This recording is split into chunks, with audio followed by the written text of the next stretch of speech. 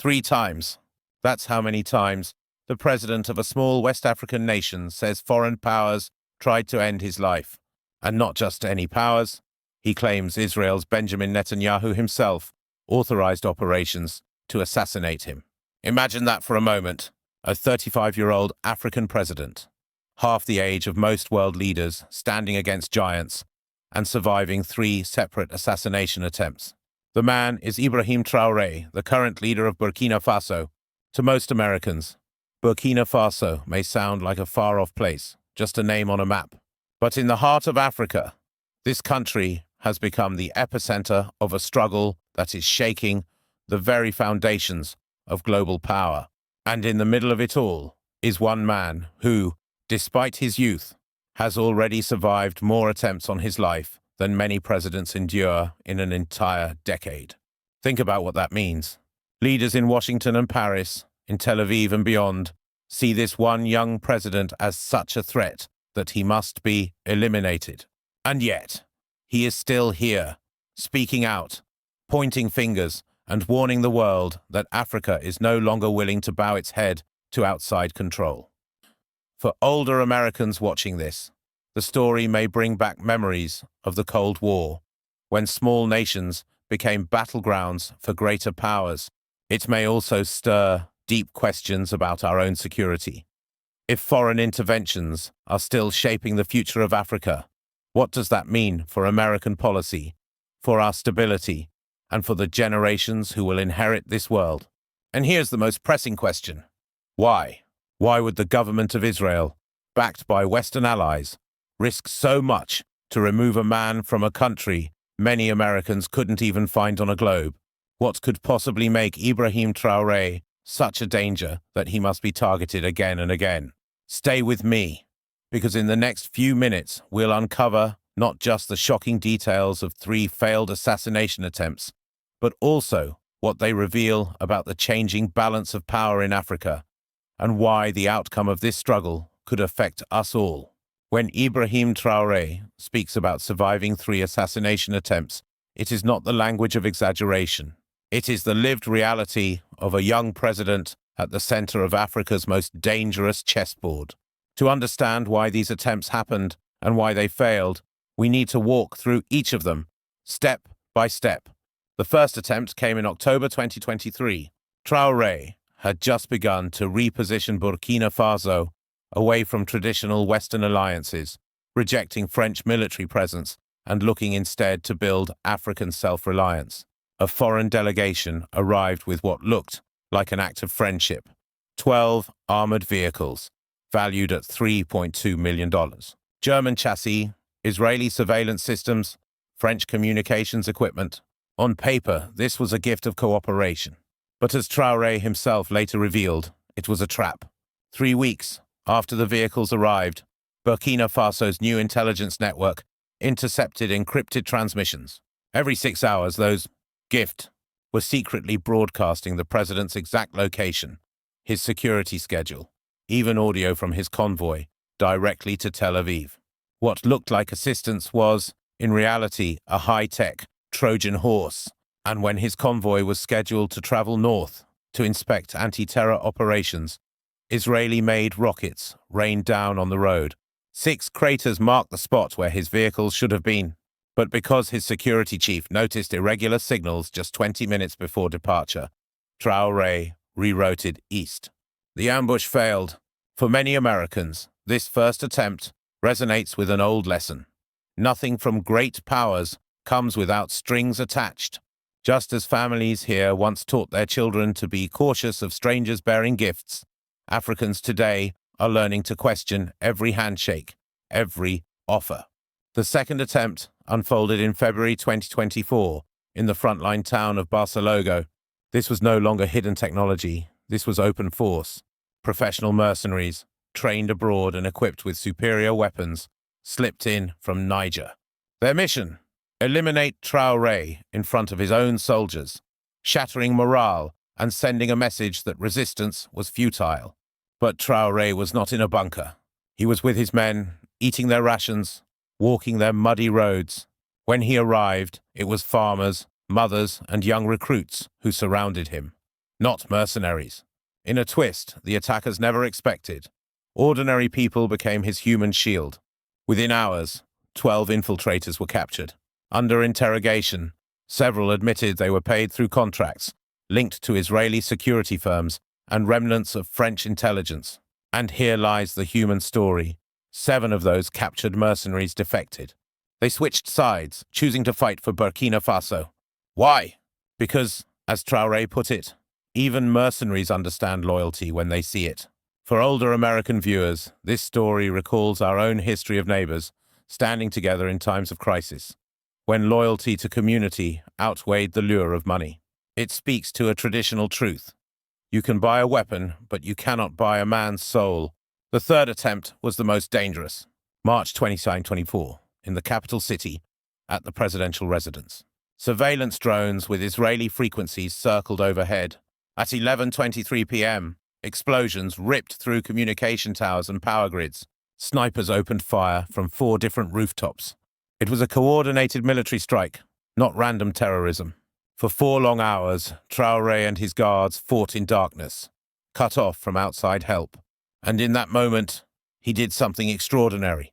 He walked outside into the gunfire, holding nothing but the flag of Burkina Faso. He later explained, "You cannot kill an idea with bullets. You cannot assassinate a movement with bombs." And in that act, his attackers hesitated. By sunrise, they retreated. Local collaborators surrendered or fled. Once again, he survived. Now let's pause. Why did 3 assassination attempts backed by foreign powers fail to silence Ibrahim Traoré and instead ignite a wave of resistance across Africa? The answer is both simple and profound, because every bullet that missed him struck the hearts of millions who saw in him a reflection of their own struggle. Instead of breaking his spirit, these attempts proved that Africa's dignity cannot be bought, cannot be bribed, cannot be bombed into silence. Each failure turned into fuel. Fuel for murals in Mali, songs in Lagos, marches in Conakry, and debates in Nairobi.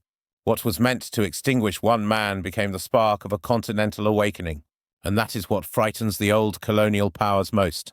Not that one leader survived, but that his survival became proof to a new generation that foreign domination is not destiny. But what caused this turning point? The climax of this story came in March 2024, on a night when the lights went out across Ouagadougou. For 4 hours, Ibrahim Traoré's residence was surrounded by explosions, sniper fire, and the hum of surveillance drones. The attackers believed they had cornered him. Their goal was clear: to eliminate him in his own home under the cover of darkness and send a signal to the entire continent. No African leader is untouchable. But instead of hiding, Traoré made a choice that turned the attempted assassination into something unforgettable. At 3:17 a.m., with bullets cracking the walls around him, he stepped outside carrying nothing but the red, green, and gold flag of Burkina Faso. Dust and smoke clung to his uniform. His security team thought it was suicide. But as he raised the flag high above his head, the gunfire slowed. For a moment, the battlefield froze. That image, one man standing under fire with his national flag, spread like wildfire across Africa. In Bamako, artists painted murals overnight with the words, "3 times he lived, Africa will not die." In Lagos, Afrobeat singers turned his survival into a song, played in clubs and on radios from Cairo to Cape Town. In Conakry, students marched with placards that read, "Sovereignty is not negotiable." And in Accra's crowded markets, women began calling him simply the survivor. It wasn't just ordinary citizens. Military officers across the Sahel began asking dangerous questions. Why do French bases still sit on our soil? Why do uranium profits flow to Europe while our own people live without electricity?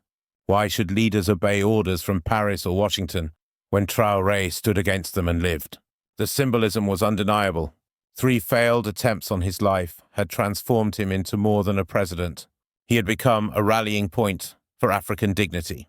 But what about the so-called allies of the West? In Washington, he was labeled destabilizing. CNN questioned his mental health. The BBC called him Africa's most dangerous leader. French newspapers spoke of his anti-Western rhetoric. These narratives painted him as reckless, unhinged, a man too radical for stability.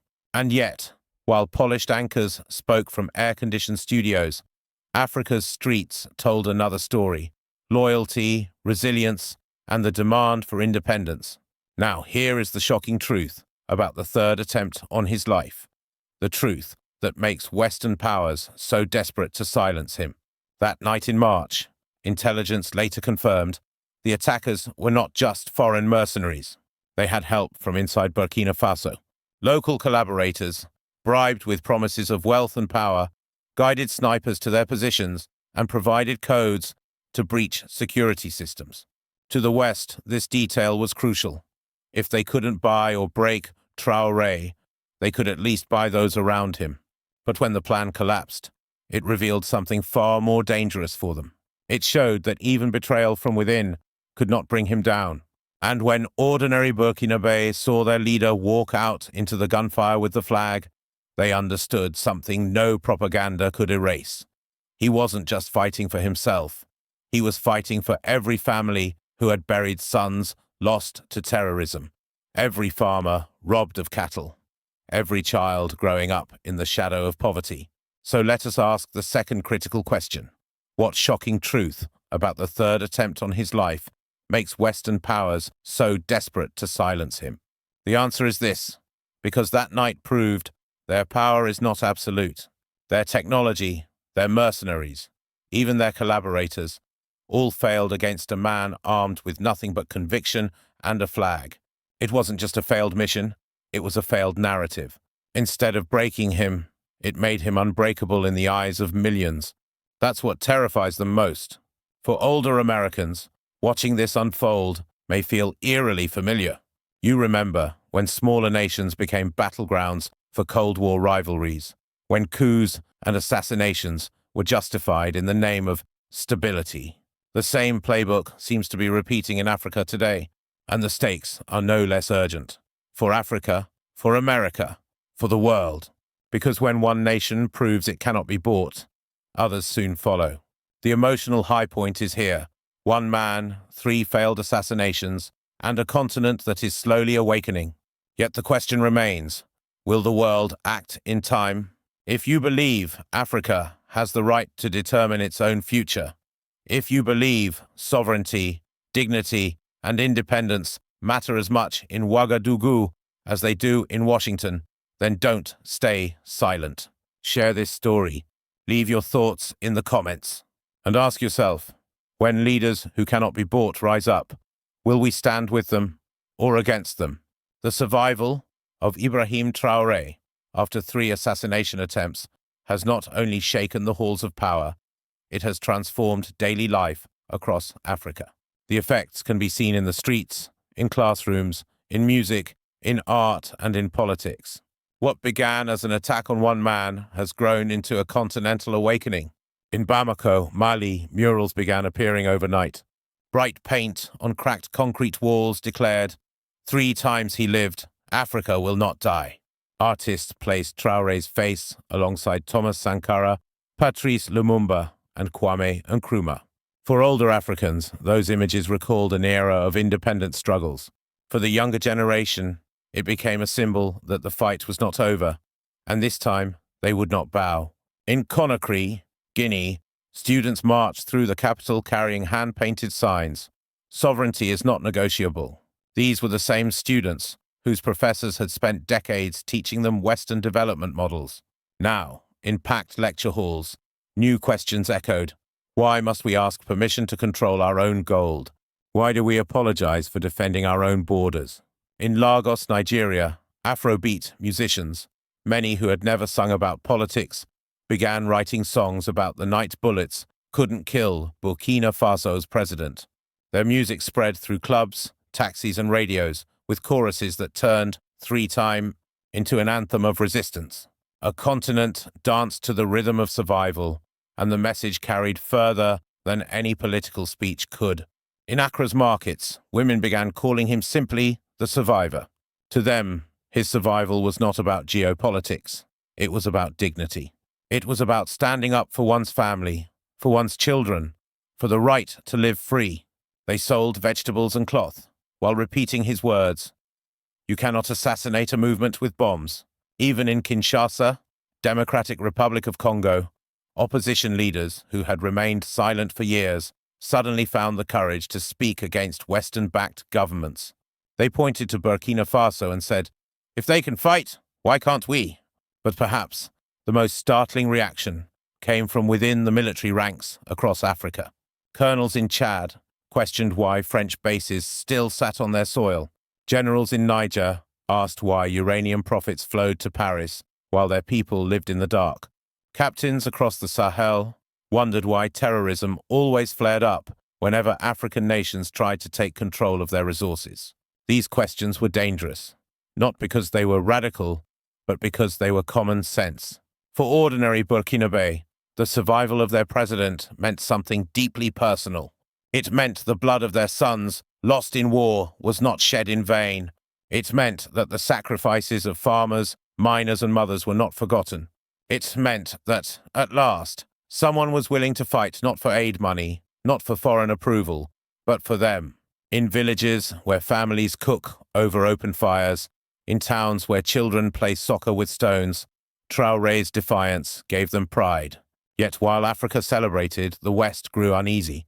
In Washington, Paris, and Tel Aviv, policymakers worried that each failed assassination attempt had made Traoré more powerful than if they had succeeded.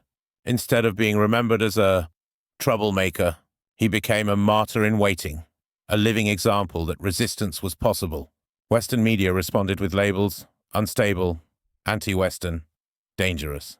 But in the streets of Africa, those labels only fueled support. For older American viewers, this may sound familiar.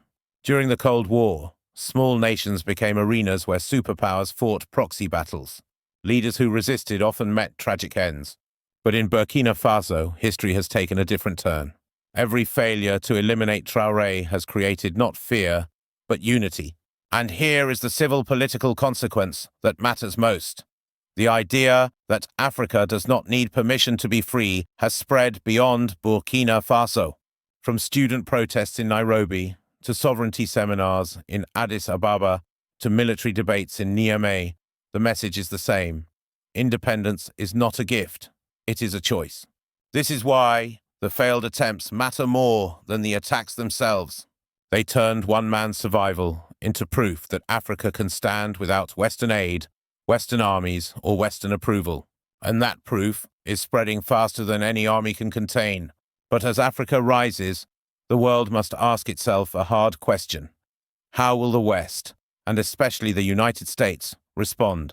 Will Washington double down on old strategies of pressure, sanctions, and interventions? Or will it recognize that a new Africa is emerging, one that demands respect instead of permission? This is the cliffhanger the world now faces. The assassins failed, the people are rising, and the map of global power is shifting. But how will the US respond? As the dust settles in Burkina Faso, the world is watching closely. The failed assassination attempts against President Ibrahim Traoré did not remain a local story. They triggered ripples across the globe. In African capitals, he is being celebrated as the survivor. In Western capitals, however, he is increasingly seen as a challenge to the existing order. In Washington, D.C., the reaction has been cautious but telling. The State Department issued statements calling for stability and democracy. Yet behind closed doors, policymakers debated whether Traoré represents a threat to U.S. interests in the Sahel. To them, the concern is not simply one man. It is the possibility that his survival may embolden others to resist Western influence. And in a world where American troops remain stationed in Niger, Djibouti, and beyond, that shift could directly affect U.S. national security. The American media has played its role too. Networks described Traoré with familiar labels: unpredictable, anti-Western, destabilizing. Opinion columns warned that his rhetoric could lead to greater instability in the region. For older Americans, these headlines may recall Cold War broadcasts about leaders in Cuba, Vietnam, or the Middle East. The same script seems to be unfolding again, only this time the setting is Africa. Meanwhile, Europe has reacted with open frustration. France in particular feels the sting. Once the dominant power in West Africa, its soldiers have been told to leave, its companies challenged, its influence shrinking. The failed attempts on Traoré's life only highlighted France's declining grip, sparking heated debates in Paris about whether France-Afrique is truly over. In Moscow and Beijing, the story is viewed through another lens. Russian media outlets called Traoré symbol of African sovereignty, while Chinese commentators frame the events as proof that Africa is seeking new partners. These reactions matter because they show the larger game unfolding. As the West loses its hold, other powers are waiting to step in. But why should this matter to Americans watching from afar? The answer is simple, because Africa's stability is tied to America's own security. A Sahel consumed by chaos could mean more migration crises, more breeding grounds for extremism, and more competition for resources. At the same time, an Africa united under leaders like Traoré could mean new alliances, new trade routes, and a continent less willing to accept Western dominance. For America's older generations, who lived through the lessons of Vietnam, Afghanistan, and Iraq, the question becomes, will the US repeat old mistakes or choose a new path? The moral dimension cannot be ignored either. Americans value justice, family, and security.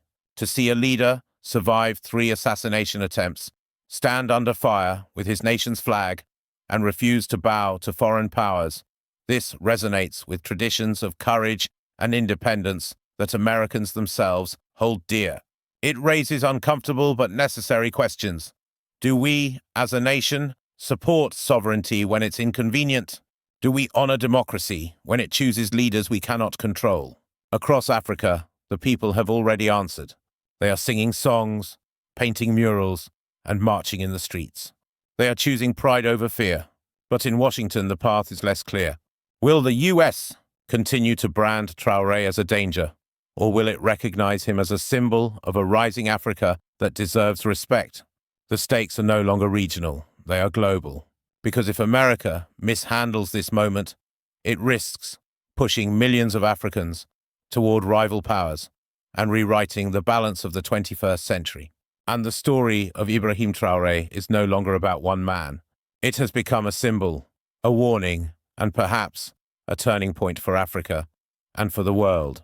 3 assassination attempts failed, yet with each failure, something greater rose, a spirit of defiance, a belief that Africa can stand on its own feet. But let us be clear, danger still looms. The Sahel is already one of the most fragile regions on Earth. Terrorist networks operate across porous borders. Millions live in poverty, and droughts threaten food security. Add political instability and foreign interference to the mix, and the fire could spread far beyond Burkina Faso.